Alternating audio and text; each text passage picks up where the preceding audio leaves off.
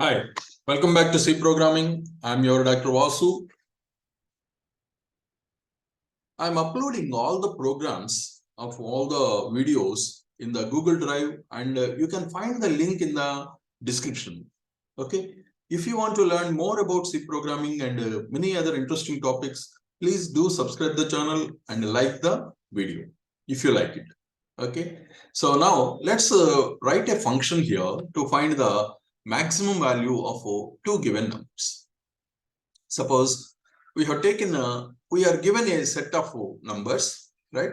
Four numbers are given, all are integers, and here we have taken two variables, max1 and max2. Max1 is here, max is a function here, right? Taking two values and finding the maximum value, bigger value of out of these two. This is a max is a function. So this is returning a value here, an integer variable, and that is assigned to max1. Similarly, max2 is another one which is finding the bigger value of these two, right, a2 and b2, and assigning this to max2.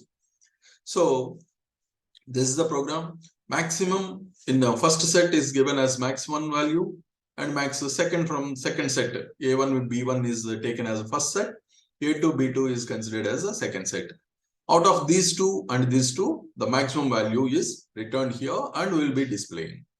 So here, let's compile the, and coming to the function, the max function is written here, taken two variables, integer variables, a and b, returning an integer, okay, and the one more variable is taken as max value, right?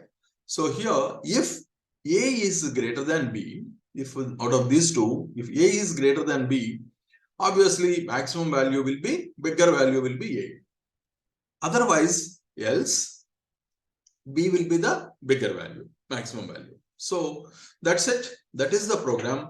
And here, after finding either a or b, return this max value. So this is the function here. Let's compile this program, entire program, and execute.